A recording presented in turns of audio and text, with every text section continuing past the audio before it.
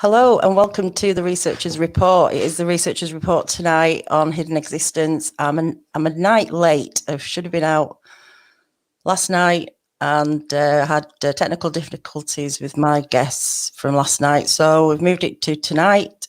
And my guest is, for 30 years now, has been interested in UFO and crop circles. I've been researching this subject. And he does lectures on alien autopsy in the UK and recently in Nevada. And he's also done talks on decoding Star Wars films and the links between music and movies with regards to the UFO subject. Welcome, Colin Woolford. Hello. Sorry, Daniel, I think I lost a bit of the I think you've lost the audio. Yeah, sorry. It wasn't like I was. I guess you were just introducing me. I'm hoping it's not my end. I've had some Wi-Fi issues through Virgin Media, unfortunately, last few days. But yeah, if you can just repeat what your question. I just said basically that you've been researching the UFO crop circles. Yeah. Also decoding Star Wars. Yeah. Music. That's interesting. Yeah. Let's just start at the beginning, then we can move through the kind of things you've done, and we'll get to this alien autopsy thing that you've been talking about and researching. Where did the interest start with the crop circles and the UFOs? I always just had an interest, when I left school, I went straight into the subject. I subscribed to some of the magazines here. There was one in Yorkshire called UFO magazine run by Graham Birdsall. And so I was heavily into it. I went, pretty much when I started work, got my first pay packet, I work at an airline. And I just started buying UFO books and researching the subject. And at that time, of course, it's 30 years ago since the old crop circle, as far as the crop circles goes, that really sort of kicked off in a big way, literally 30 years ago. You may remember the pictograms that appeared in Autumn Barnes, which was used for the Led Zeppelin cover of one of their greatest hits albums. That was a huge thing, and for me, that was the year I started work as well. So it's kind of like a synchronous events led me to get involved in that, but also heavily into UFOs. And of course, some would say that there's a connection between those two, and I firmly believe there is. What do you think? Well, I mean, some of these have been debunked, haven't they? What's the difference between the ones that can't be debunked?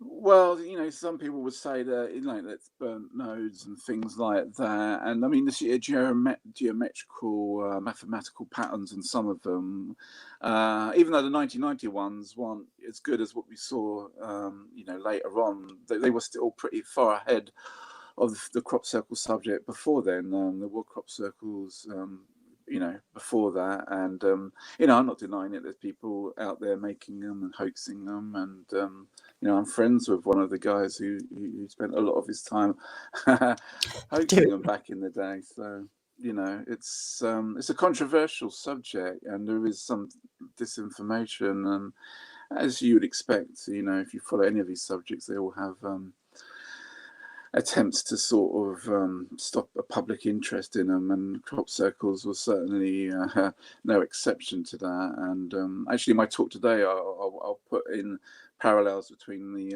alien autopsy subject and the crop circles as well, because there was an attempt in I think it was 92 when Doug and Dave came out, these two old farmers who said that they made the majority of them. So you have to be careful that there is claims that some are real and some. I mean, I've been in a lot myself, and some of them are amazing, such as the Milk Hill Formation. You may remember in 2001, there's an alien face one, and there's so many. You can go through the crop circle connector and check out the archives there, or just check on. But there is genuinely a phenomenon there. I have no doubt about it.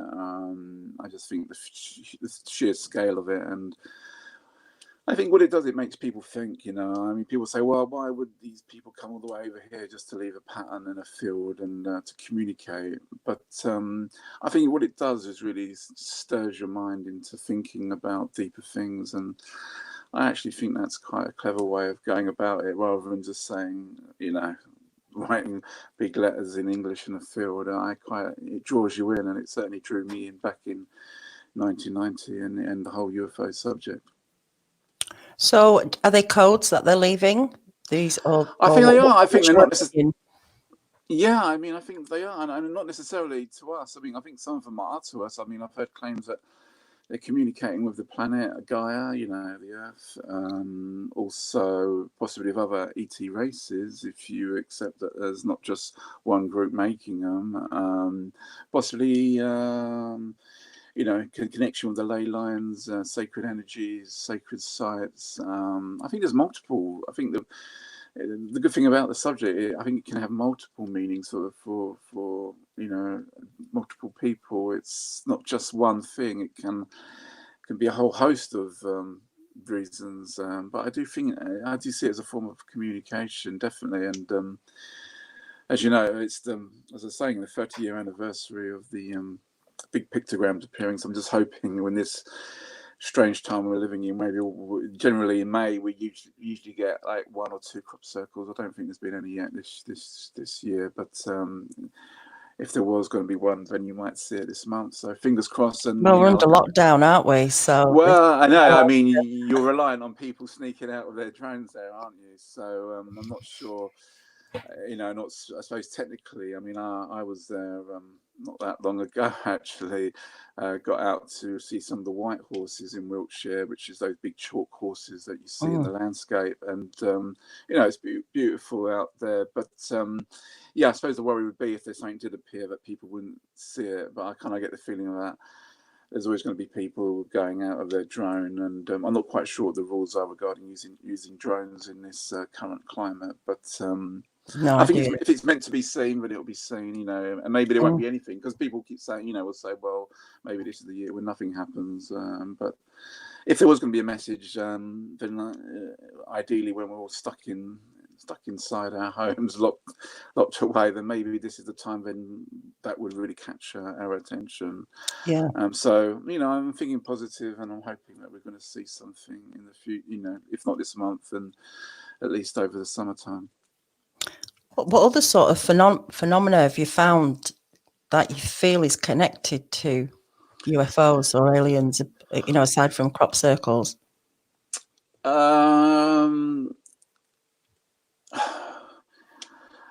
Other phenomena apart from crop circles connected to UFOs.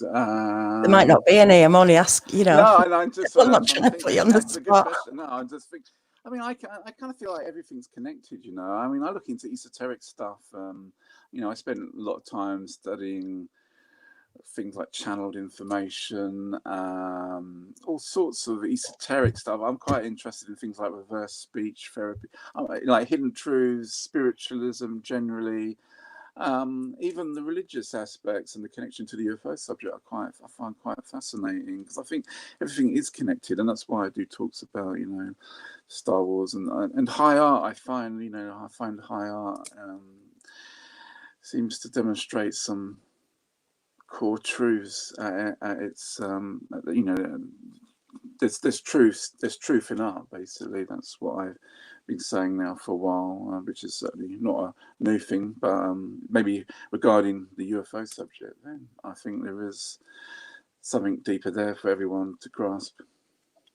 Yeah, I mean, obviously, you know, back in the time they were used to depict a narrative of some sort, weren't they? So hieroglyphics and stuff like that, lots of images of alien looking things and Yeah, I mean, electricity, and you know, yeah, you got all that sort of Sanskrit stuff, hieroglyphics. I mean, some people still say, you know, there's still codes hidden in that hieroglyphics, and we haven't fully decoded that, and it has multiple meanings from left to right and right to left and up and down and down and up. So That is true. You know, genius when something has multiple meanings, and that's what I found in my studies, that a lot of things can have multiple meanings. This is quite, you know, there's some deep intelligence there from the past, no doubt about it. And maybe these crop circles are, you know, I've seen enough of them over the years to think that, you know, there's definitely something to it. It's not going to go away, I don't think. No. Jamie Cotterill, hi, Jamie's made a comment. Apparently it's all math related, and we kind of see codes are, you know, a lot of the time numbers, aren't they? And yeah, there's like fractals, and you know, there's some real. I mean, yeah, even the one I remember, the one at Barbary Castle in 1991. It was like a huge alchemy symbol, like with the logos. I was in the Centre for Crop Circle Studies from period of, you know, in the early 90s to late 90s, and you know, there were some real deep thinkers in that subject. People like Michael Green, not around today sadly, but a lot of those people kind of inspired me to look at the deeper meaning. And there was lots of talks I went to over those years where they had a lot of good speakers, and a lot of it is a very metaphysical subject matter, but it really pulls you in. And when you put a lot into it, I think you get a lot out of it. If you just sort of ignore it and just see it as a pretty picture, then I don't, you know, you're not sort of, you haven't really done your homework, because yeah, the geometry is pretty profound. And if these beings are sort of advanced, if we assume they are from extraterrestrials or inner Earth people or whoever, some higher god or whatever, then that's probably how they would sort of try and communicate, by educating us. You know, what are your thoughts on mutilation? I think it's genuine, no doubt about it. Cattle mutilations, even human mutilations. There's a lot of dark stuff. This subject as well. It's not all sweetness and light. I do believe there are sort of, you know, that's what I talk about in my Star Wars talk. You know, the idea that there's this war amongst the stars, and you know, this has been going on. We have to accept that there aren't positive and negative, or what we consider from our dualistic role, that there are positive and negative ETs. You know, for us, we know we eat meat, or some of us eat meat, but then would it be such a shock if some extraterrestrials actually, you know, ate animal or mutilated animals for their own ends, or even human beings? You know, it may be quite shocking to some people, but I have no doubt that goes on, and that's one of the things that they've tried to cover up. But for me, there's too much precision with the, you know, like the blood being drained from the cattle, and I think they've, you know, like you'd have to have some precision instruments, and to just leave the carcass in the middle of nowhere, like you just, you know, just literally thrown it away for the farmer to find. You know, it's kind of disturbing. And if you've seen any of those images, which like Linda Moulton Howe's shown over the years, you know, it's a sort of dark area. But I've no doubt that we live in a fascinating universe, and we shouldn't be too surprised that ET races have their own agendas and have their own reasons for doing things. We might not agree with it, but we can hardly be called the most peaceful race out there. So yeah, there's definitely something to it. Definitely. Yeah, I think the like you say, the precision and the way they're cut, and there seems to be like a common thing in the way they do it, almost in an experimental way. But it's like, how many times do they need to do this in this particular way? You know, it's not just, don't feel like they're just going to eat them. Yeah, I mean, I think the claim is that they need the fluids from the cattle. There's some particular, I mean, there were some claims in the late 80s that they were using these fluids from the like as nourishment for some of these ETs, that they sort of had some connection where they would get nourishment from certain secretions from the cattle. So I think there's probably is something to that, that ETs, you know, I mean, I know that like there's been claims of like black helicopters and stuff like that around, and some think it's the government, you know, doing stuff as well. Which again, you know, like a lot of other sub matters like abductions, I do believe that there is covert groups that do things also for their own agendas, possibly in collaboration with some of these ETs. It's you know, it's just so hard, isn't it, to work out. Yeah. I've got a question here from the Scottish Wildman. We'll just go back to crop circles. Apart from the UK, where else have crop circles been found? Well, last year they had a really good season in France. In fact, I think they nearly overtook England for having, you know, well, certainly some of the best formations.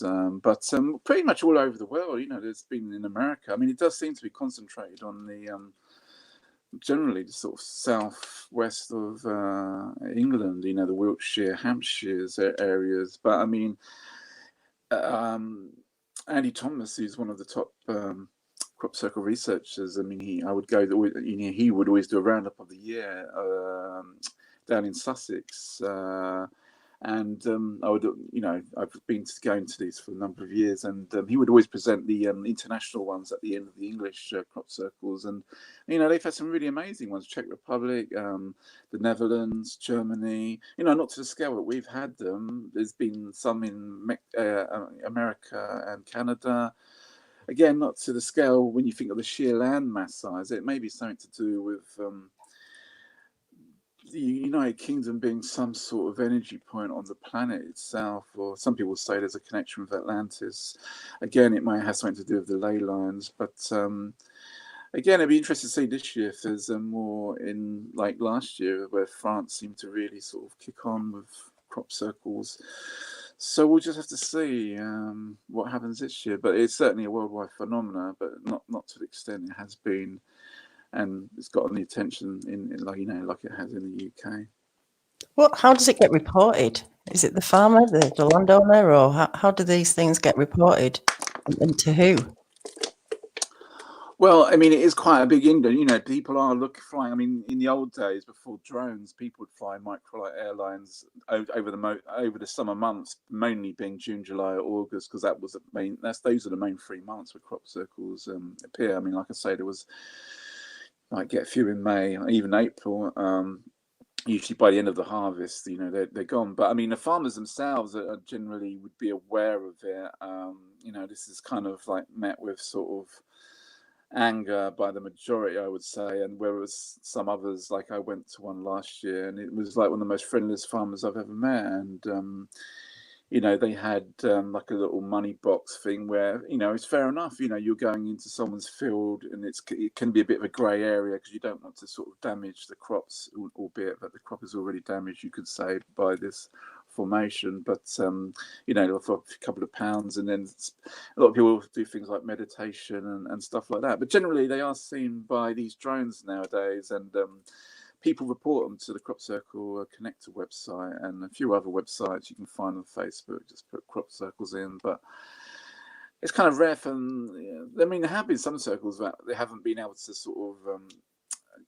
You know, people have been totally unaware that they've appeared and they've not been recorded, which is quite sad. But you know, there's also a lot of skullduggery going on where people are saying, you know, creating them to then make money out of the, you know, the photographs and stuff like that. So there's always any subject, you know, you're always going to get claims and counterclaims. But yeah, I think it's the ones that appear overnight, isn't it? So quickly. Yeah, I mean, there must be an element of working out. Yeah, there was a massive. They call it I think it was a Julius set, which is a mathematical term. This sort of like over Stonehenge. I think it was 1996 from memory, and it appeared in the field opposite Stonehenge, and it was quite a big, you know, as it is every year. You know, it was a bigger story than normal because it apparently appeared like someone had flown over it, and it wasn't there, and like when he came out 45 minutes later or something, it had appeared. So, you know, it's kind of odd that something could be hoax, could you know, no one's ever been caught making one. I think Matthew Williams was arrested once for someone, you know, was arrested for actually making one. That was the only exception over the last 30 years, really. So you have to say these people are kind of good at what they're doing, if you believe there's genuine forces at work there. I mean, there's been footage of lights appearing, obviously, like glowing orbs in the field. There's some famous footage of, I think it's Steve Alexander who took footage of the guy with a farmer in the field on his tractor, and you can see this is from like 91 or something, of a white orb moving around the field. And you've seen helicopters as well sort of take an interest, so the military have an interest in the subject. You know, they fly there. They've intimidated some researchers as well, you know. There's to say that they're not interested would be you know, wouldn't be true, basically. Yeah, it's very interesting. Well, let's get to the alien autopsy, and Yeah. it's not Roswell, is it? Because Well, no, not this is officially. another one. Well, officially, I mean, it was marketed as that, so you can see why people are confused by it all. And it is, you know, I do run this page on Facebook where I, you know, trying to establish the facts of, you know, because a lot of people are confused because it is marketed as the Roswell. But I'll just show you that video. Okay.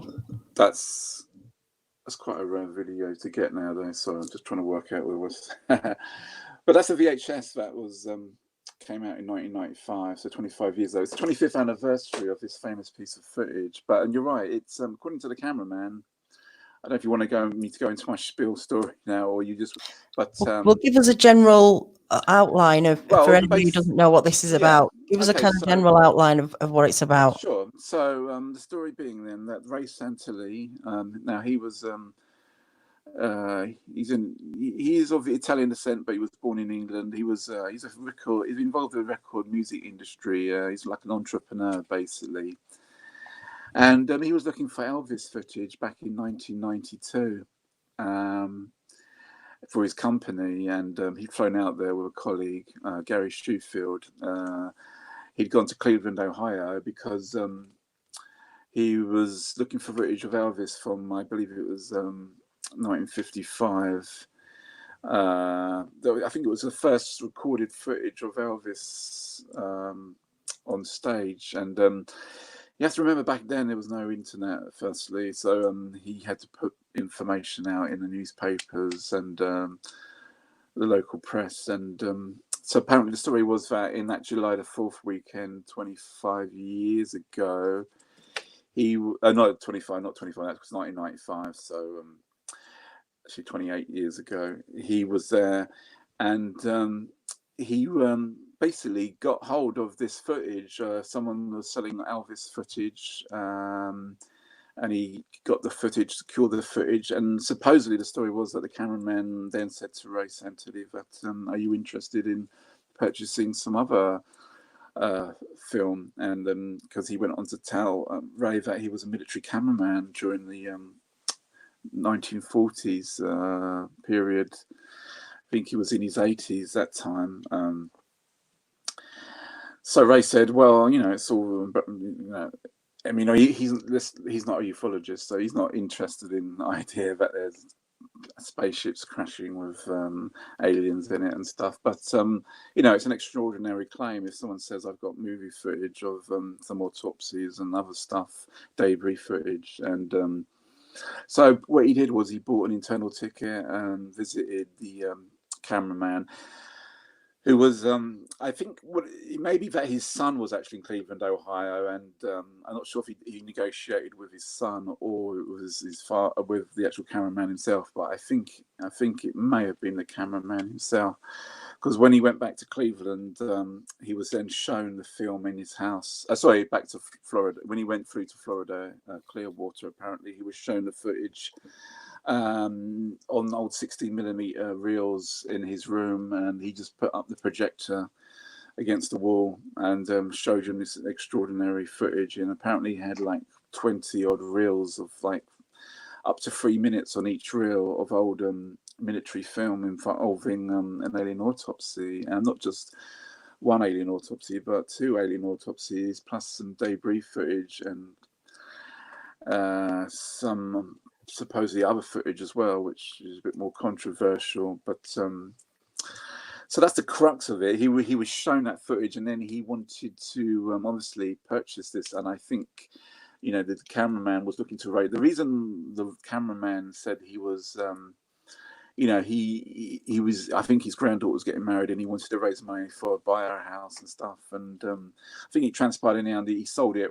It's not officially confirmed, but maybe he sold this footage for like £100,000 or $100,000, around that figure. But Ray obviously didn't have that money, even though he was, you know, part of this group. He didn't have those sort of funds on him, so he put down a deposit. And I think what happened was the cameraman gave him a little bit of the film so he could test it for the authenticity, because apparently when he was showing this film, Ray, you know, obviously was pretty astounded. I mean, I don't know if everyone's actually knows the footage I'm talking about, but you can watch it on YouTube. Just put in orbital media, or even alien autopsy, it should come up. But so he was looking to sort of get funds basically, and so he said to the cameraman, I'll put this down payment and I'll go back and I'll see what I can do. So there's a sort of time period between 1992, when he first had this meeting in July the 4th, and when he got back to UK, and it didn't appear for another. I mean, the story being that he went to a fellow music producer involved in the subject called Volker Spielberg, not to be confused with Steven Spielberg. And a lot of people laugh at, you know, he's got the same surname. But this German, another entrepreneur, put up the major funds for the alien autopsy footage. And apparently in the November 1994, he went back there. He handed over the money in cash and brought it back to Heathrow. And that's. I don't know if you just want me to go up to that point and then I can expand on things, or if you want me to ask me anything up to this point. I mean, it's quite a lot, isn't there? Yeah. So what got you digging into it, thinking? Well, I was watching at the time. I mean, I bought this. I was subscribing to UFO magazine, and then so this VHS video, which was quite expensive at the time. This is £33. You can't actually. Even though everyone's seen the footage, this one actually has never been out on DVD. It was one that Race sold through his company, Merlin Productions, it was called, and it was it's so £33. You might think I was naive at the time, thinking, well, I was like in my early 20s or whatever, studying these subjects. He'd done 5 years of research. It sounded too good to be true, but. That's a lot of money though, then, wasn't it? Yeah, it was. But, it shows you how. I mean, I don't know how many of these videos. It's got like a little documentary on it as well. And it actually features a few frames that aren't in the famous. There was a famous Fox TV show called Fact and Fiction with the guy from Star Trek, which happened on that year. But so I was really just keenly following what was going on, because it was such a controversial thing. I wasn't really going out and following it. I was just studying things at home. I was just reading book after book, really, and just sort of. But kept my eye on it over the years, because I always had an interest with it, and I always thought there was an authenticity to the film, and nothing's really wavered for me over the years. And of course, there's been a few changes in the story, and there's all sorts of claim, like, how did the camera manage to keep this footage? Was it, there's a big debate over, it was never specifically dated with the images of the alien on it. So it was even controversial back then, but it was massive. It was absolutely huge when it was shown on national TV around the world. It was seen by, I think, apparently 1 billion people have seen that footage. Wow. Apparently it was so popular on Fox TV that they showed it 3 times over the space of 2 months, and I think the figures were higher for each show. So, it featured the guy from Star Trek, which was the Next Generation, Riker, I believe it was. Jonathan Frakes plays Riker, and he presents it. You can watch this, I believe you can get it on YouTube. I've actually had the DVD again here, which is a version of factual fiction, the Alien Autopsy. Right. Okay. But so that was a huge show, and it was shown around it was 28th of August, so it was the 25th anniversary this year, and it was shown around the world. It wasn't just America, it was shown in the UK around on the same day. Italy did their own. Italy had a show that went on for 3 nights. You know, the actual UK show was actually quite poor, really. Actually, I was watching that earlier. That's the UK original VHS of the incident at Roswell, which was shown on Channel 4 as part of their Secret History on August 28th. And they sort of were already making a documentary about Roswell, and it was tagged on to the end, really. But Ray did feature in that documentary. Again, you can watch this on YouTube.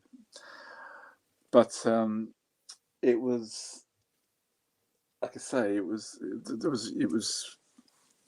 was quite a big deal. I mean, and it made headlines around the world. They had an advanced showing of it on May 5th, 1995, at the Museum of London, where a lot of journalists and UFO researchers got involved to see images of it, and it was marketed as Roswell. So that was the whole point. See, the cameraman's statement. Now, there's a long statement which I won't go out. You can read it on my Facebook page, but he's sort of implying about how he got into the army, and how he had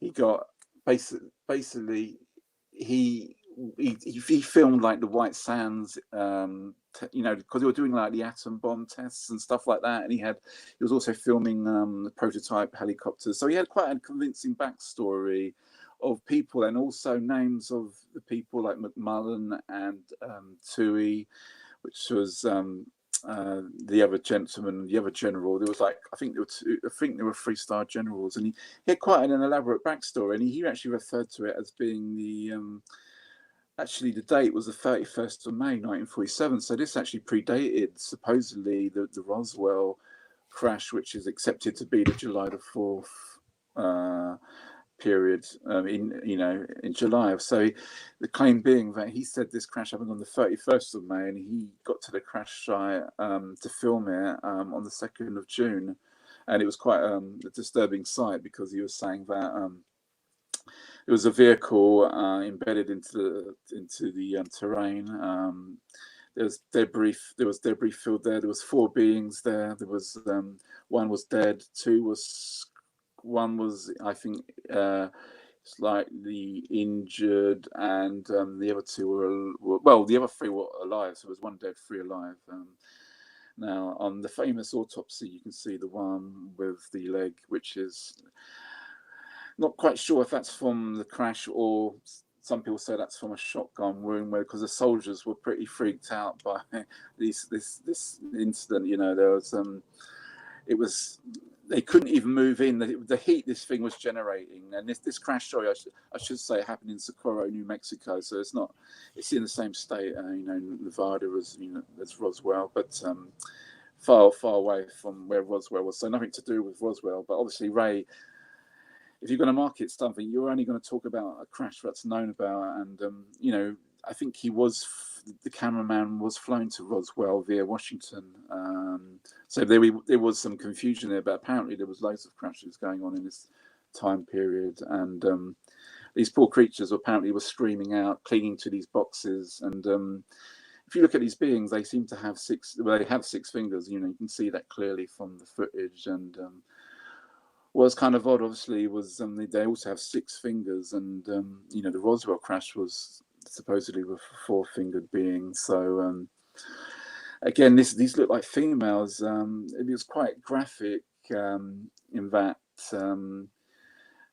because it looked like they had like a female sexual organ, and there didn't seem to be any sort of breasts as such, or even any navel. So the idea was, that these were sort of clone type beings, but this is pretty far out stuff, because you could see stuff like there was a lens on the eye. I mean, they look like humans. The body looked very much human-like, very sort of muscular legs, muscular arms, and it's quite disturbing to watch. These lenses, these membranes on the black lenses are removed from the eye, and no one ever really thought about this for who'd studied ufology subjects. That they always kind of assumed that these Zeta Reticuli, not that this being was from Zeta Reticuli, I'm not saying that, but some of the more famous, like the Greys as they're called, supposedly have like 4 fingers, and maybe people always assumed that those big black eyes were their eyes. But if there's any truth to this footage, then what we saw in that was that it was merely a cover for the actual pupil, because when they remove these lenses, which look like contact lenses, then suddenly you see these 2 very large pupils rolled up into the head, and it's if this is a special effects prop, or this is a lot of work going into this. Film was lasted about 15-16 minutes or so, and it was very graphic, very gory, and it kind of led me to look into watching human autopsies, which may kind of seem like not the sort of thing if you're squeamish, but I'm not a surgeon or pathologist, but it's fascinating to look at the human body and how it looks when you perform an autopsy. So I kind of had to sort of get into that, and it's very graphic, it's very gory. There's you see like a bone saw taken to the head and the skull cap removed, the skin pulled back. If you're going to hoax something, I'm thinking that you're not going to be doing a 15-minute video about it. And the other thing I should say is that there was another autopsy, and this other autopsy was seen by just a few researchers. It was the same type of being, looked the same, a bit more shriveled, and the leg was intact on that one. There are some still photos of that. You can actually see 6 photos of that. This footage kind of mysteriously disappeared shortly after being shown to some researchers towards the end of April 1995, and it's one of the things that I sort of bang on about a lot, because there's lots of claims which I'll get into about it being a hoax, and thinking, well, would you go to such efforts to having a whole other footage of an autopsy? And not only just that, there was a 2-minute film of the debris footage, which was vastly different from the debris footage seen in the Roswell crash. It wasn't so much a small I-beam. This was a huge, much bigger, like a H-size beam with hieroglyphic stuff on it. And sort of raised, the letters aren't sort of engraved, they're raised letters. Again, that would, according to metallurgists, that would actually, be a very expensive thing to make. Then you've got the 6-fingered hand panels that link it to the autopsy footage, which seemed to be the control mechanism for the craft, whereby there was like sensors, lots of little ridges, and if you examine the debris with those 6 fingers panels, it looked like it was a way of communicating with the craft. And there's been claims that these beings operated the craft by sort of becoming one with it as part, like a circuit, where they were an important part of controlling the craft by manipulating their hands via those sensors. That's interesting. So, yeah, very interesting. That is interesting. So this was 95 when this was filmed, apparently. This was shown in 95. The footage was allegedly from the 47 crash in Socorro, New Mexico, 31st of May. But that's when, apparently the reels were brought over, they were transferred to VHS. It was marketed as such. There was a big debate over, to have the images, because what Ray had done at the time was he rang the camera Kodak from when he was first time he was shown the film in 92. He rang Kodak up and he said, "There's any way I can find out how to date piece of footage?" And they said there'll be like an edge code with certain symbols, and they said the edge code would have symbols, would either mean it was such and such or year or whatever. And when he told him what the symbols were, he could see on it. They told him that it was either 27, as in 1927, 1947, or 1967. So it did kind of fit this cameraman's claim that that it was of that period. But of course, the big debate was that no footage with the actual entity, the creature, the female extraterrestrial being, was ever officially validated. But Sorry, I'm just You know, this gonna is I'll go that for a kind of minute. leads into why I think there was a kind of a cover up at the time. There's a lot more to you know, what happened after that, which I can go into if you like, or but feel free to ask any questions, because it is like a complicated story and there's so much to the story, you know. There is, yeah. But I'm just saying, like, you know, in the 1940s, quite hard to. There wasn't even any sort of special effects films and stuff No, like if you that. if exactly, Wasn't so was I it not mean, I The think Thing? Was The Thing the first film to you start? could be right. You could be right. I'm not sure. That might be the 50s. I don't know. I'm not aware of any. No, The Thing was in the late 70s or early 80s. It I was remember. I saw that. I know the remake with Kurt Russell, if that's the one. Kurt But I think Russell, yeah. that was based on another film called The Thing as well. Yeah. Which Well, I was think that's the first time the first film to have special effects, which like was a good quality. Yeah, I have to like say. digital or CGI, whatever, or you know, however they were doing it back then. Well, apparently some of the special effects experts said that, you know, the only time which it could go back to being, you know, to the standard what we see in this film, that some people said like the Hammer House stuff in the late 60s, whatever. But it does seem very, you know, it's. I mean, I kind of take more advice from the pathologists and the surgeons who are, because I'm.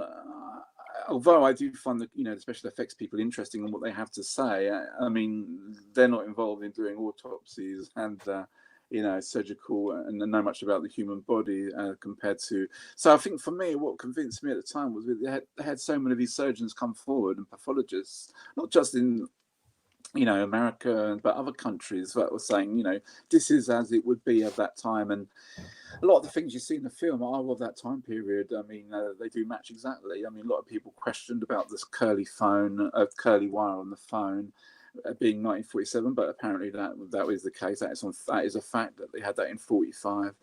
You know, you've got like a microphone coming down, which, you know, they matched the tools for the autopsy room. You had like a clock in there, like a metal table for the autopsy. There's a viewing window where we see some gentleman who, you have to say that the people performing this autopsy are wearing like biohazard suits, so they're quite well protected. Obviously, they're concerned about anything that could be caught, like diseases from, I guess, an extraterrestrial being. And obviously, some people are very saying, well, this is convenient, you can't see their faces. But I think it's actually for multiple reasons. One, so that those people couldn't be identified if it was to be shown at a later date to other organizations, because then maybe you wouldn't want your operatives, you know, identified. I mean, even the guy who's behind the window wearing a surgeon's mask, you know, it's like people said, well, why would he be wearing a surgeon's mask? But again, that could be for his own, you know, anonymity. And if it was to be shown, then they might not want these people being, you know, recognized. But I don't have I mean, the cameraman himself, he actually claims on his statement that he actually took his mask off during the filming, because a lot of people, obviously, the camera he was using was a mobile Filmo camera, a Bell & Howell camera. And you know, he was having issues there because not only could he not see too well through the his protection suit, but there was no like autofocus or anything like that. So people commented, you know, how amateurish it was looking, but under the circumstances, you know, apparently he shot like hundreds of reels of film. Now the big debate would be, how is this person able to keep this film? But his story goes that in 1947, the Army and the Air Force went their separate ways, and the CIA was formed in that year. There was a huge changes going on. He was, you know, he was obviously taking orders from, I think, I would imagine like McMullen or the other gentleman, Spats, also his nickname is Tui. But he was told never to mention it unless someone else mentioned it to him first. And I think they did collect a couple of reels, and then he said he had some problem reels for this camera, and he would process it internally, and they never came back for it. I mean, there's a huge debate about that. But if, you know, these things, I wouldn't be surprised if something like that could happen due to the secret nature of it, that he could have procured it for whatever, and he might not be being honest there. He might, you know, copied it somehow. I don't know, but I don't think it's totally implausible that that he would have these footage. And what was fascinating was they even had the canisters, and Ray actually had some of the actual canister reels with. It's kind of blurry, but it's fascinating that they, if this is a hoax, once again, is this someone's gone to a huge amount of effort to, pull off something, and you have to ask yourself, if it is a hoax, for what reason was it done? Yeah, exactly. For what end? Because it does seem like a lot of work, doesn't it? It does. To do all that. So what's next then with it? What's happened? Well, so that was so basically it was shown obviously around the world, and it didn't really. No one suddenly said, "Well, I was involved in this," or and I guess you could say that maybe the military wouldn't own up to owning it, because by saying that it's theirs, then you're sort of admitting that it's it's genuine. So there was a lot of claims at the time that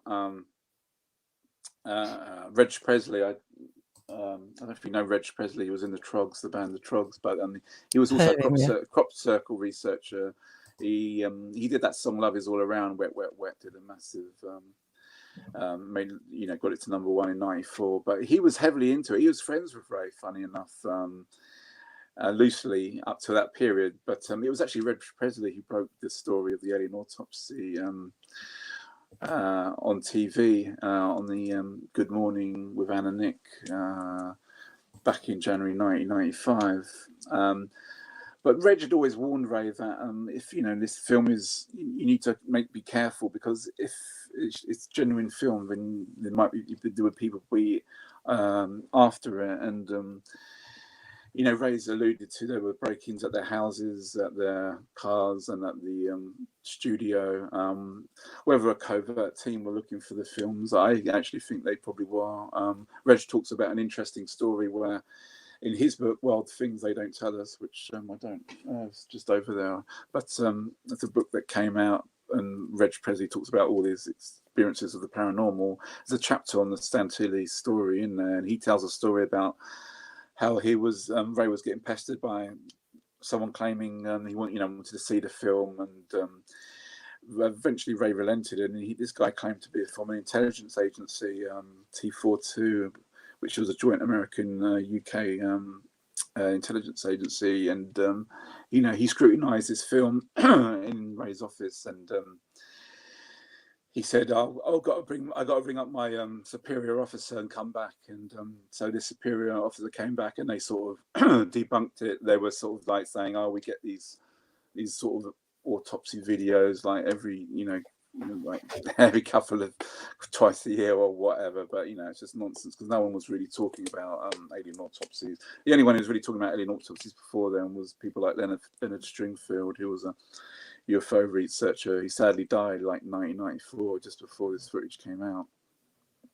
But so anyway, the crux of the matter was that no one came forward to sort of validate it.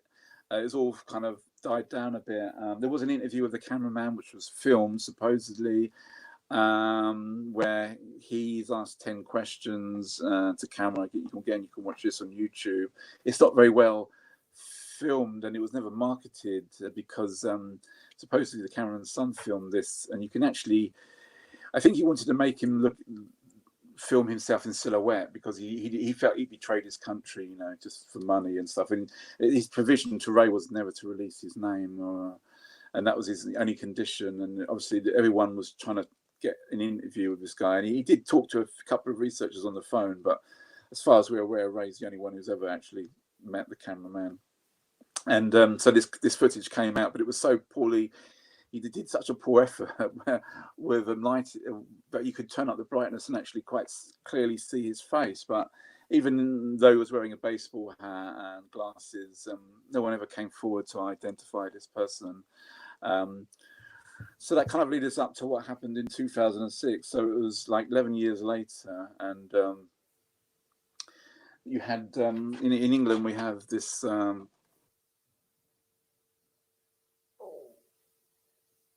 I think you've just frozen.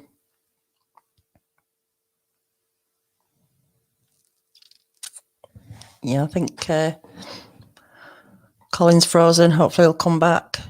Let me look through some of the questions. 5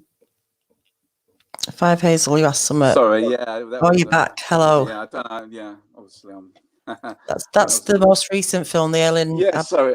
Yeah, so too. Ant and Dec, who are the famous in England anyway. You probably won't know them in America, but this was a motion picture film by Warner Brothers, and it actually featured Harry Dean Stanton. You might remember from the film Alien. He appeared in that, and there's a few other famous actors in there. But this film came out at the same time as a documentary on Sky, which is like a channel here, a cable channel then. Still is Sky One, I believe. Eamon Investigates. Eamon Holmes, famous presenter here, and they did an interview with Ray Santilli, and it wasn't just Ray; it was Gary, his partner, Shoefield, who was part of Polygram back then. And his story suddenly changed. So it wasn't. He changed his story. So he spent like 11 years saying, you know, this is whatever. But now the story changed to it being a partial recreation, or the majority of being a recreation, because he said that the film oxidized, and they brought in. That means that the film, when they opened it, it was okay to view in America apparently, but when he got it back after spending £100,000, believe it or not, it suddenly deteriorated, and obviously they didn't want to lose out on their venture, so they then employed someone called John Humphreys to make the creatures, who's a fairly not well known really. He did make the Max Headroom face mask. He's worked a couple of bits of Doctor Who, but certainly nothing on a large Hollywood scale. More of a model sculptor than a special effects person anyway. So so he appeared in this show, and a couple of other people, such as Gareth Watson, claiming to be someone who worked at Ray's office, and he was supposedly the guy who was the surgeon behind the window. And I was kind of thinking at the time, this doesn't seem right to me. This sounds like a bit of a, you know, someone's pulling a bit of a fast one here. And they if you watch that documentary, Eamon Investigates, you can watch it on YouTube. It's very suspicious. They look like they're all sort of coming across as whether they were told to portray the role that, you know, that they come across scripted, as like, basically. Yeah, scripted, but, you know, like also unsure of what, you know, they couldn't even remember. Suppose it was filmed in a flat in Camden Town, and you know, he didn't. We saw like they opened up Ray's car boot, and there suddenly we saw one of the H beams from the debris footage, and like a hand panel, which wasn't even what we saw. I mean, I think they later said, oh, it was just a mold or something. It was like 2 seconds, as if, you know, it's so badly, like you say, like scripted, that it was such an obvious fabrication. It wasn't totally clear, you know, had he been coerced to say now? It was, and then for what reason? You know, it seemed kind of odd that, you know, they all look pretty shifty in it, and maybe that was the intention, to make them look bad. And I think I think the reason this was done was because a year later, this magician guy came forward, called Spyros Melaris, someone who I have a rather strained relationship with, I have to say, over the years. I mean, he came forward a year later and said, no, the whole thing was an outright hoax, and he was involved in a documentary making a follow-up to that video earlier. He did another one called, I think, The Investigation Continues. So he did have a connection with Ray, but at what point he was inserted into the whole Alien Autopsy saga is something that's still greatly debated, certainly by me. Him claiming to be also friends with John Humphreys, supposedly the model maker, but Spyros wasn't included in this documentary in 2006. He actually came forward a year later, and the story was that, you know, he'd been wronged and he never made any money out of this huge, because apparently Ray made £15 million, I think the claim is, you know, huge amounts of money. And people say there's no money in ufology. Well, this is probably the only exception to the rule, but this film did generate absolute, like, unbelievable, because you can't get anything more controversial than seeing an extraterrestrial, albeit a dead one, being carved up. But so that was his story then, that he was, he was saying that there was no footage and that. I can't believe there wasn't a copy made of that film at all. Say ever. again? I can't believe there was never a copy made of the original, ever. The original footage.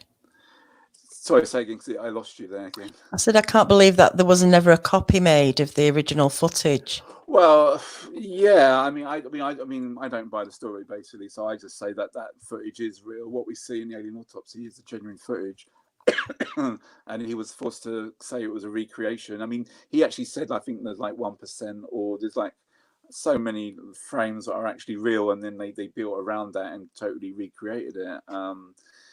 It just seems like even more unbelievable. I think the theory being that most people would just write it off, oh, he's just pulled a fast one. And especially when the magician guy, Spyros, came through a year later, I think that was the intention, sort of sow a seed of doubt with that documentary and then add it up a year later with the, and obviously because it's such a complicated case, they've had to weave in lots of things that don't quite add up when you look deeper into it, which is, what's something I've done over the years, but it hasn't gone away. It's I mean, even last year there was a big fuss about.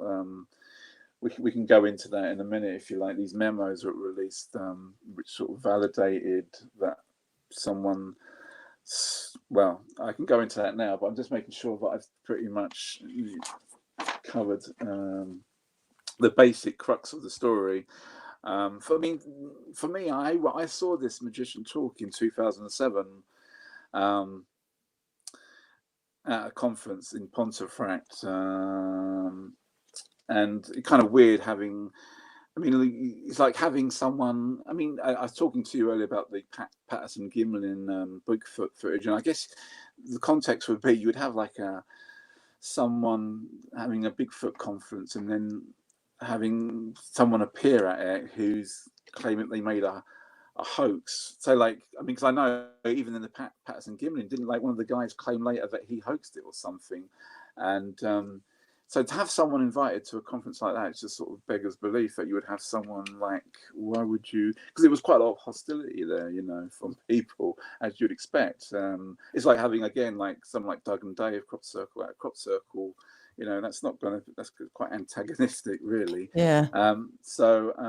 This is I had my suspicions, at this point, and see, like a few years later, I started up my page on alien autopsy analysis, which is a Facebook page. So I put all the data into this group, and just by questioning some of the basic things, because the magician guy was claiming some things that I could quite easily question, like he claims that the guy who's holding the debris footage, and just to refer to that, there's a piece of footage.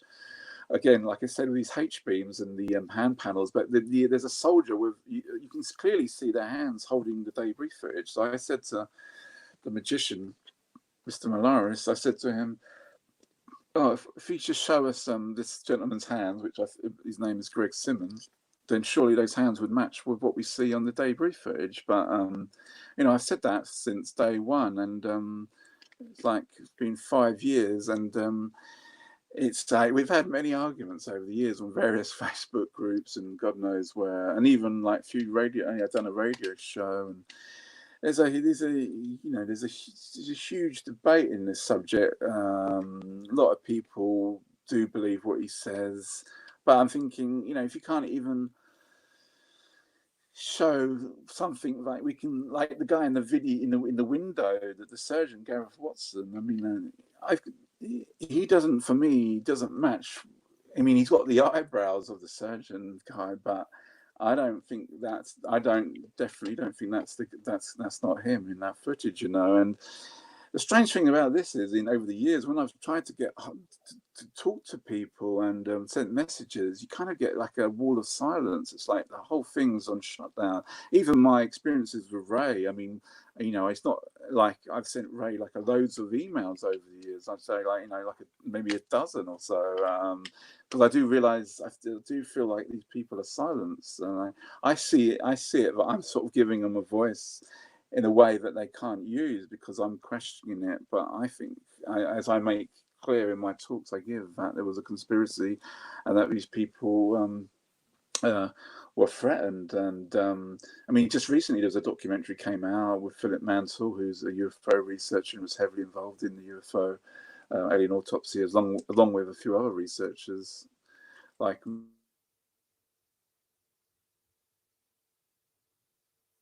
You've frozen again.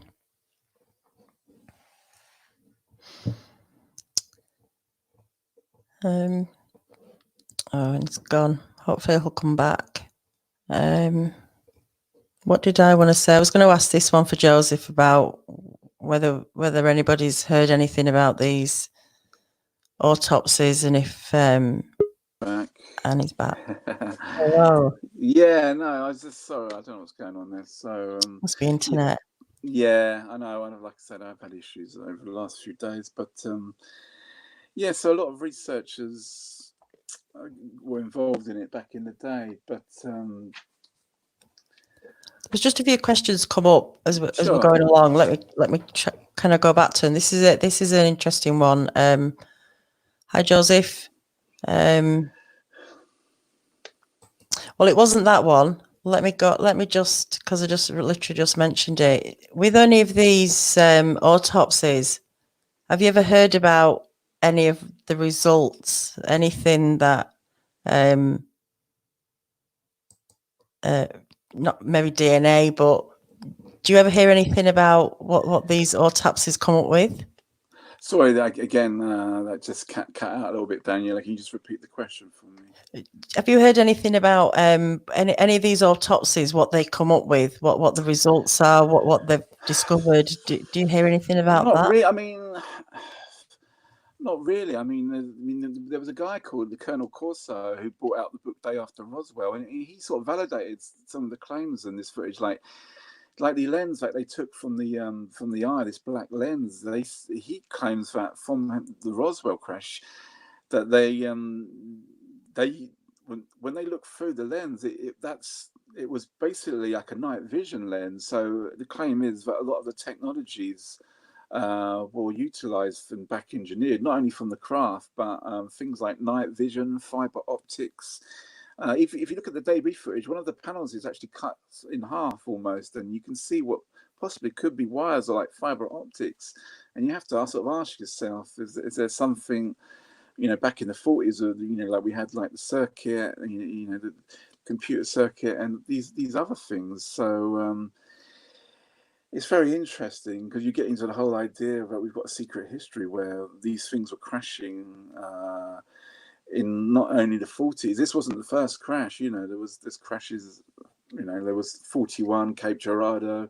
There was the Aztec crash, Aztec, New Mexico again. But there's been claims by Native Americans that these things are crashing all over, near Native American reservations, and if anyone would know about it, it would be those, because those people, they got their mythology from the stars. They a lot of these natives, sort of see themselves as being descendants from the Pleiades and things like that. So, but as far as the autopsy, what they're doing, I've heard that, I had a psyche. I just showed a site to a psychic, a couple of months back, and they said, these beings were horrifically experimented on, and sadly, that's sort of, the way it seems to be, that there was a lot of fear, as is, there's a lot of fear back then, and as there is, even today. And we only just come out of the World War II, and to see something like that was really quite shocking. And for most people, that's probably something you never actually get over, seeing an off-world being, because that sort of destroys, even on a mental level, it affects your belief systems, especially if you're of a religious. I mean, some people would see these things as demons.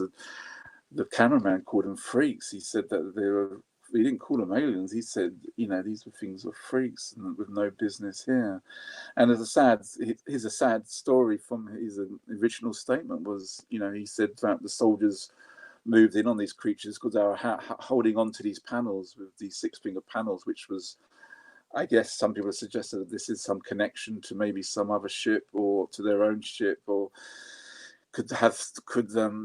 with some benefit to them, but these soldiers sadly attacked them, and when the claim is that they used the rifle butt and hit one on the head, and even on the autopsy you can see an indentation on the creature where that kind of matches with the cameraman's story. So I mean, even the leg damage again implies that it could have been like a shotgun wound again at the creature, and it's really fearing the unknown.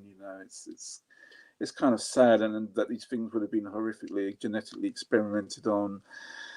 We hear about things like, obviously, like Porton Down and places, I guess, in America. The disease and investigation into genetics, and then you've got the whole six-fingered thing, and there's a whole history of the Titans. You could go into the history of the gods and just who, like and the number 12 is actually used quite often, in our history, and there's big claims that this is a link to the past, possibly even Atlantis and things like that. It really does. It's a big story. Do you think they're abducting humans as a sort of payback to the...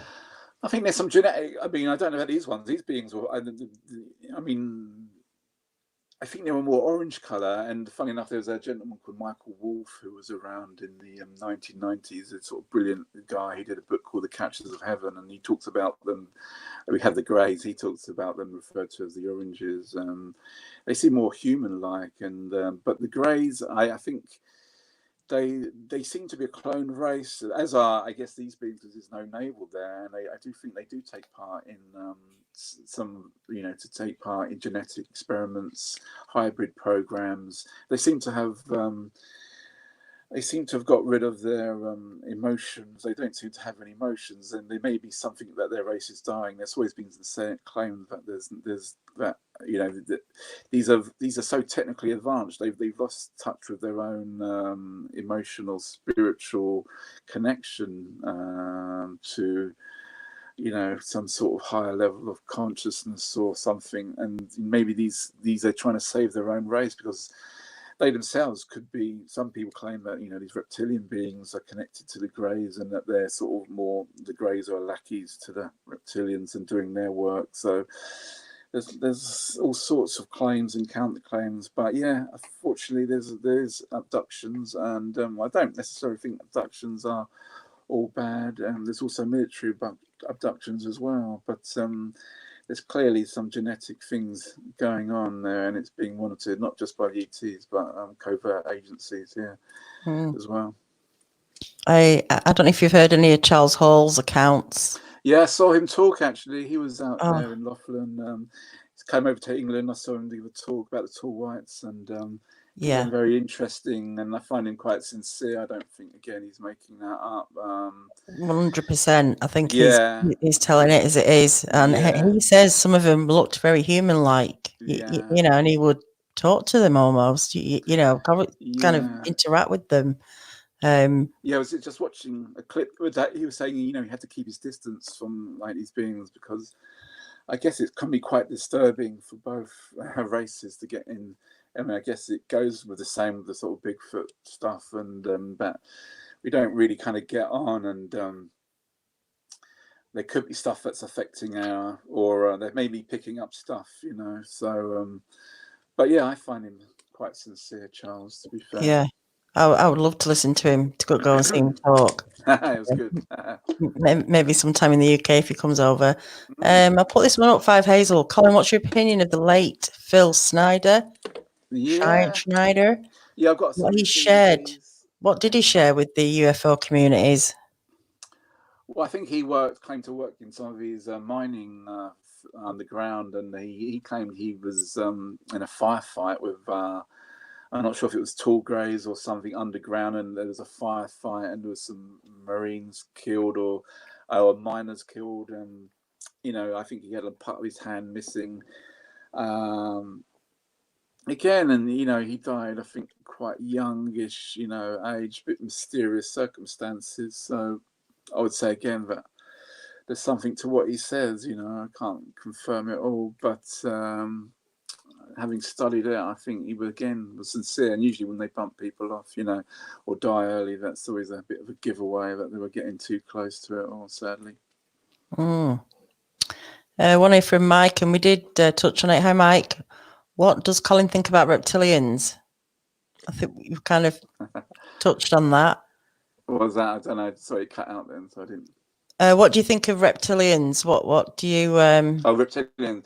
Yes, so yeah, definitely a reality to reptilians, no problem. I do think, there seem to be these galactic wars that have been fought. Some of these aggressive beings, some of them coming like the Draco, the Orion and Star Nation.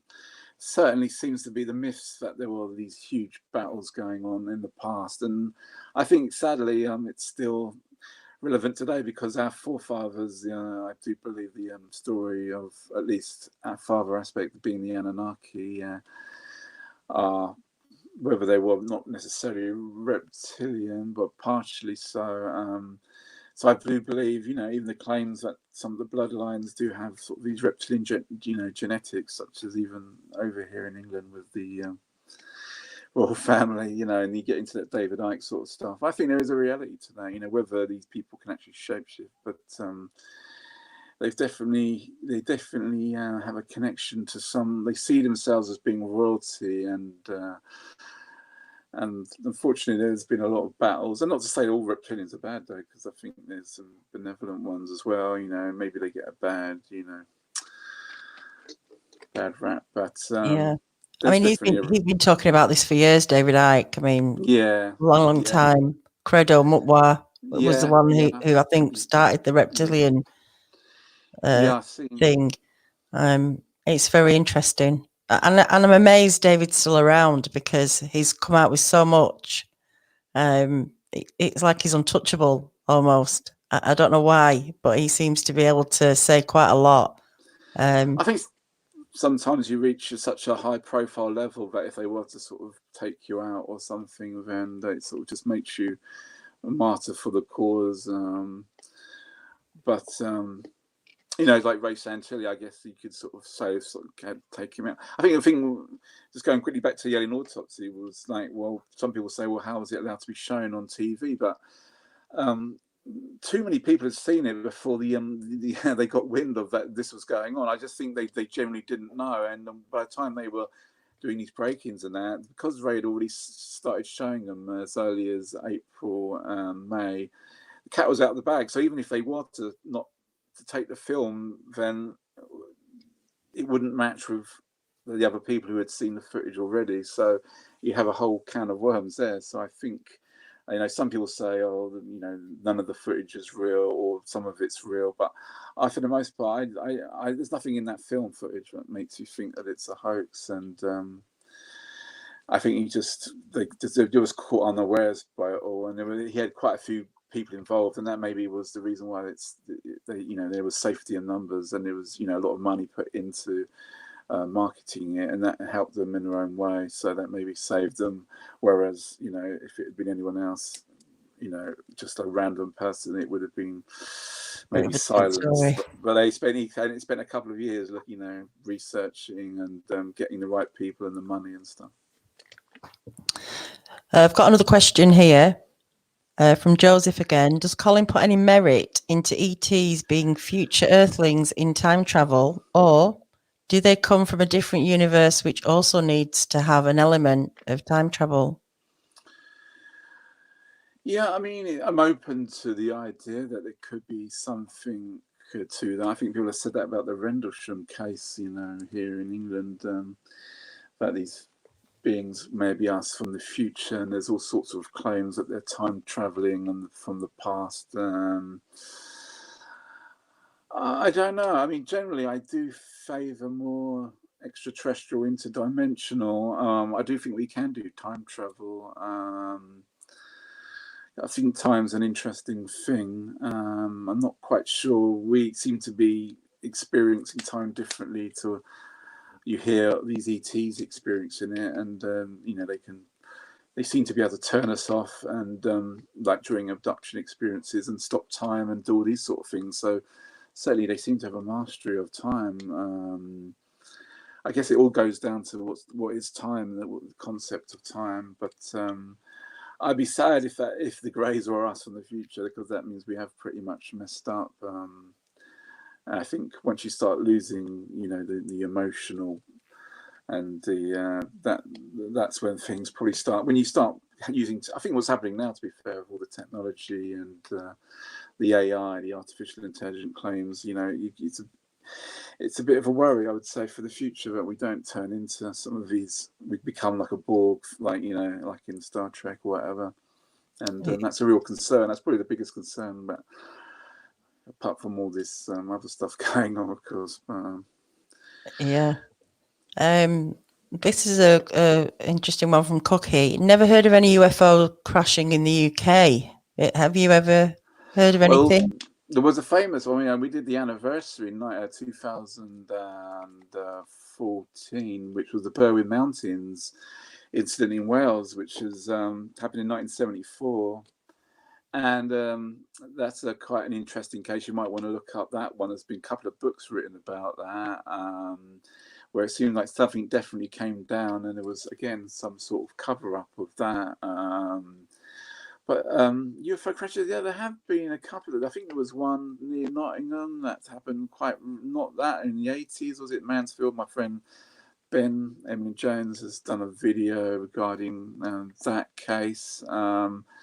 There's been claims. I think Nick Redfern and some of his book Cosmic Crashes, you might want to check out, because there's been claims that some things came down in Britain during the Foo Fighter period of time back in the 40s, 50s, whatever, and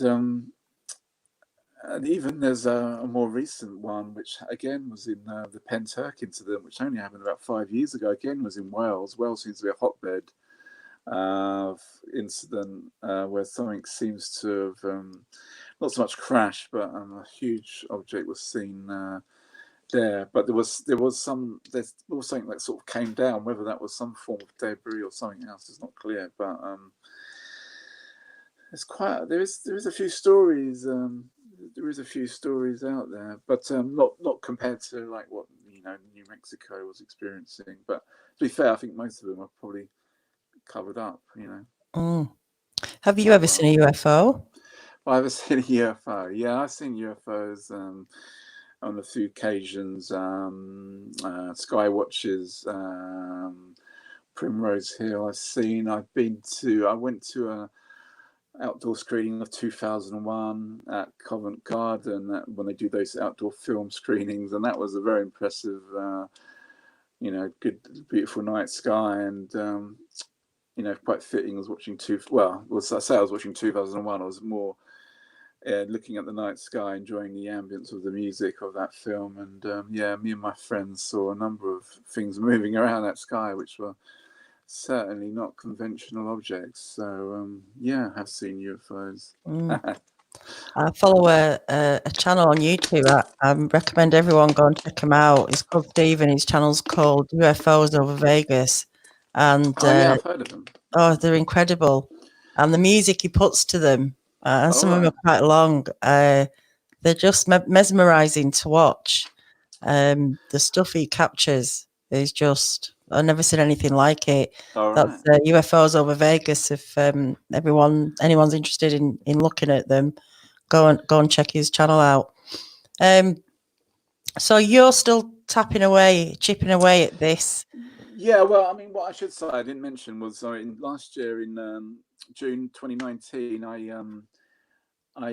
done an interview with Kerry Cassidy on Project Camelot in May, and it was my first kind of like serious, I guess, interview online, and went on to do 2 more. But the next month, there was these files which were suddenly released, these memos, and this was pretty interesting because there were supposedly memos between the astronaut Ed Mitchell and emails going back from 2001 and correspondence with someone called Kit Green. And you may know Kit Green and how put off quite, they're in their 80s now, but they've been involved in things like remote viewing and the study of UFO subject and Robert Bigelow and all that thing with the research that's been going on to that.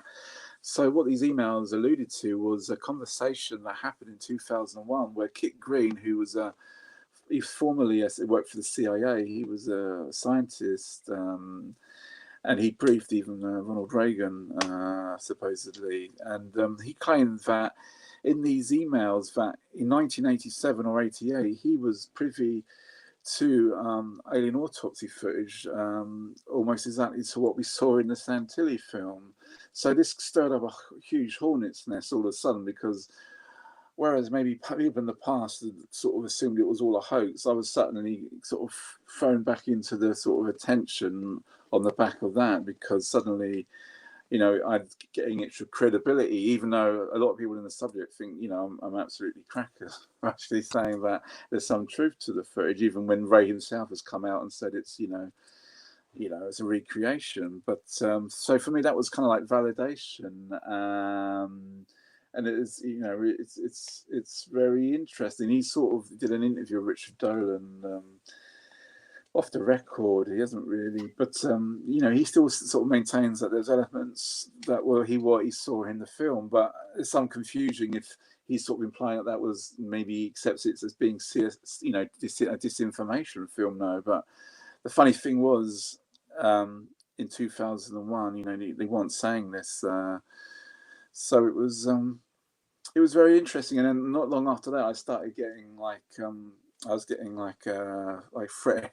He couldn't make it out. I was getting like threatening like text message and like malicious phone call. I had to get the police involved because I actually had a death threat and stuff like that. And people, say, "Oh, this is like quite convenient for you because you discuss these things." But it was a reality. I'm not joking. I got backwards message left on my phone, threatening me about driving my way to work. So it's, don't fool yourself that there's nothing. There's a lot at stake here in these subjects, and for me, it's not. I know I'm never going to be able to prove that this footage is from 1947. That those days are gone. You can never. You're never going to get that footage and be able to date it. But what you can do, and what I sort of concentrate now in my group, is really that there's evidence of a cover-up, and all the characters that they brought in, it doesn't add up, and there's a lot more to it. Stories don't add up. When people saw what, and supposedly this was filmed in a flat in Camden in April, and the magician's story's off, and I've had quite a few battles with this guy, and sadly, it got quite nasty because the organisers were threatened with legal action for me showing the alien autopsy footage at the conference. So I wasn't unable to do that.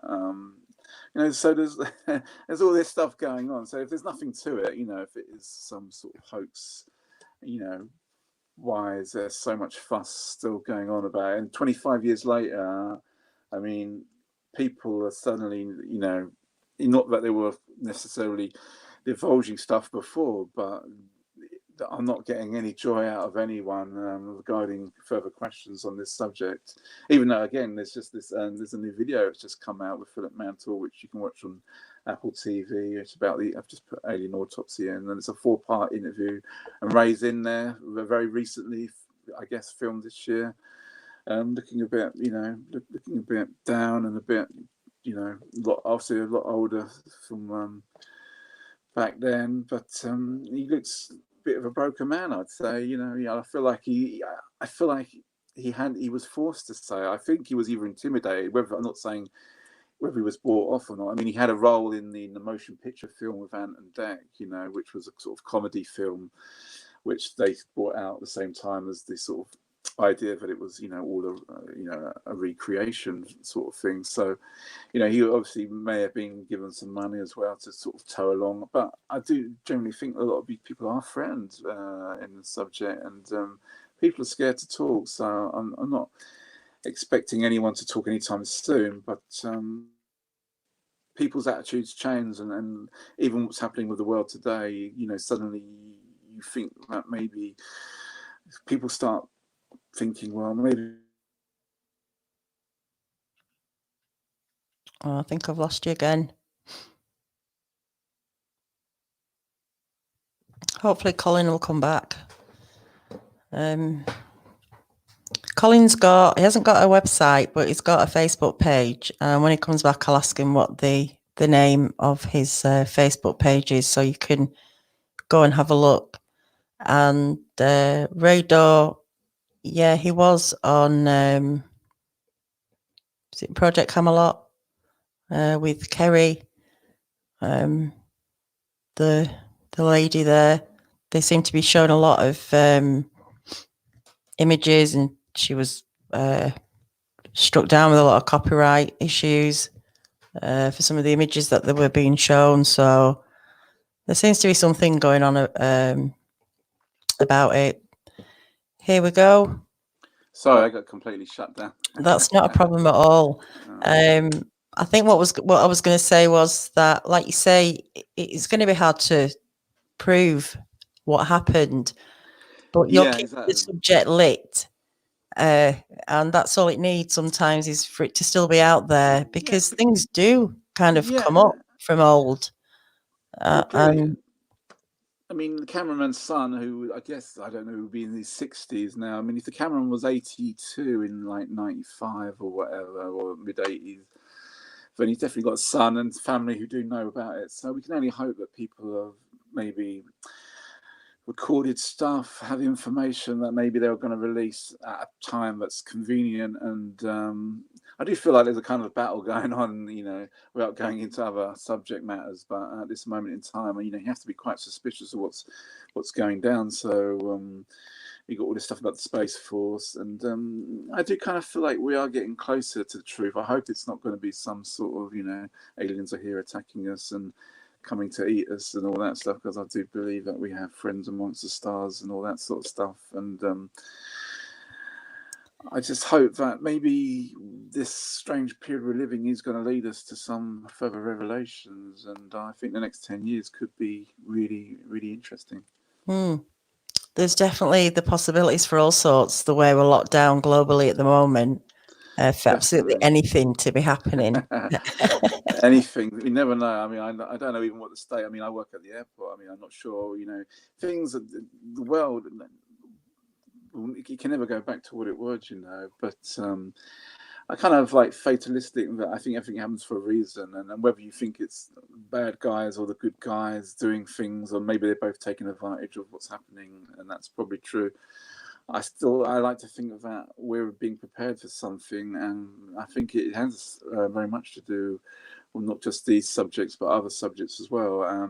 Maybe UFOs will be one of the last things to be admitted to. Certainly wouldn't be too keen finding out that, you know, we've had doing autopsies on aliens and back engineering craft, and possibly have our own space fleet out there already, because that's going to make people very angry. But I kind of think people are very angry already. So I think certain things have to happen, certain dominoes have to fall before it leads to other things. And I think we just have to go with what's happening and see where it leads us. Whatever happens, we're being primed up for it. I don't know what, but we're being primed now. And I think a lot of people will take a lot more interest in these subjects. I mean, not just. I mean, obviously, people are speaking conspiratorially about this so-called disease and how bad it actually is, and why we're being stuck in our houses and what's happening to our jobs. But it certainly opens up a whole new wave of people to these conferences, and I like to see a lot more people go to conferences in England and even America, because I don't think the ones, you know, are quite as, you know, they were back in the 90s. You know, even like the UFO, you know, International UFO Conference, which I attend quite, you know, a number of those events, all in Phoenix, I've done, and Bob Brown's one in Laughlin, Paola Harris, the International Conference in Phoenix. So I'd like to think that suddenly, you know, there'd be more people coming to these events and asking questions, and hopefully we'll get some answers. That's the hope, isn't it? Is we get some answers, because every time we talk about it, there's like 10 more questions kind of pop up, don't they? And it's an ongoing situation. Oh, you've just frozen up again. What's that, Jamie? What TikTok videos which have you really recently verified? Is that the UFO thing? If Colin comes back, I'll ask him. Yes, Radar, Kerry Lynn Cassidy, that was it. Are you What was back? that? I'm back. You'd frozen up completely. I know. It's just, I don't know what's going on here. Maybe I'm Yeah. getting targeted. But it's like happened on Kerry's show, funny enough. It did happen when I had experience problems. Right. Oh, they're watching us. What does Colin feel about the TikTok videos which aired recently? Yeah, I mean, Were recently verified. Yeah, I met some of the people. They had a panel there in America a couple of years ago, and I think Kevin, I forget his surname. He was, I think, the radar operator. You know, I think there's obviously, I think it's real. I don't have an issue with that.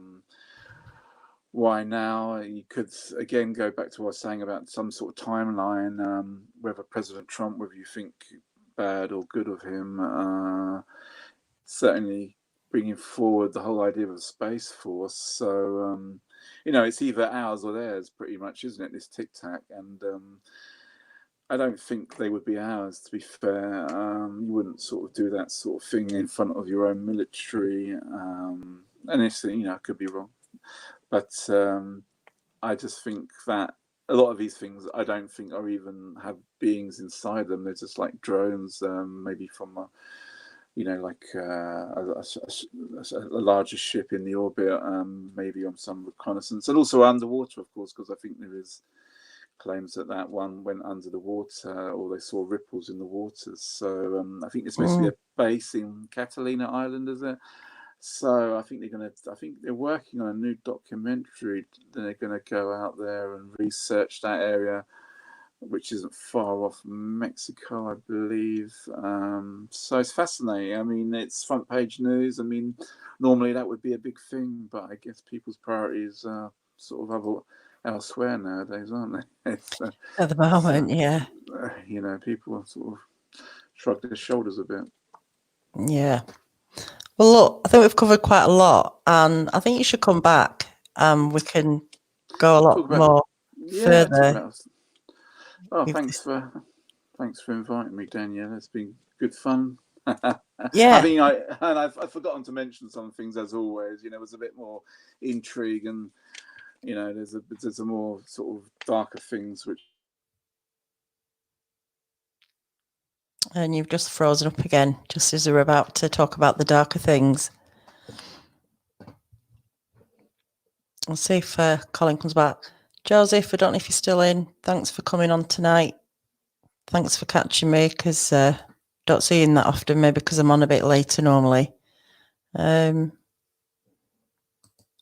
forget about advanced tech of holograms. We'll get Colin back on. Sorry, I don't know what's going on. It's just atmospheric, maybe, I don't know. Come back and tell us about the sinister side to this, because that sounds very the dark side you're on about. Oh, you're frozen up again. Maybe it's meant to be. Maybe we should be shutting down. Oh, you're Sorry, back. I'm back. For how long, I don't know. Sorry. We'll have you back, Colin. Oh, thanks. Yeah, well, I look forward to that. Thanks for having me on. And if people want to check out my page, Alien Autopsy Analysis on Facebook, it's public. You don't even have to join. You don't, if you know, you can just check it out. It's like 5 years of posts, images of the alien autopsy. I've coloured some in. Someone even colorized the alien autopsy footage the other day, and that was interesting to see. I think it's been taken down now because the certain magicians made a strike over that video. But right, okay, fascinating to see color images. I've been using some of the apps where you can colorize black and white, and it does bring it to a certain level that, you know, makes it even more interesting, that footage. So yeah, check out the group Alien Autopsy Analysis. I do post, and not just that subject. I mean, I do sort of touch on the crash retrieval stuff in general, and other you know, other things connected with that. In general, it's mainly UFO crash retrievals and alien beings, basically. I'm just getting the Facebook. It's a group, yeah. Yeah, alien autopsy analysis. And I think there's about 1,500 members in that group. And I've got some of the original researchers there, like who've moved on since.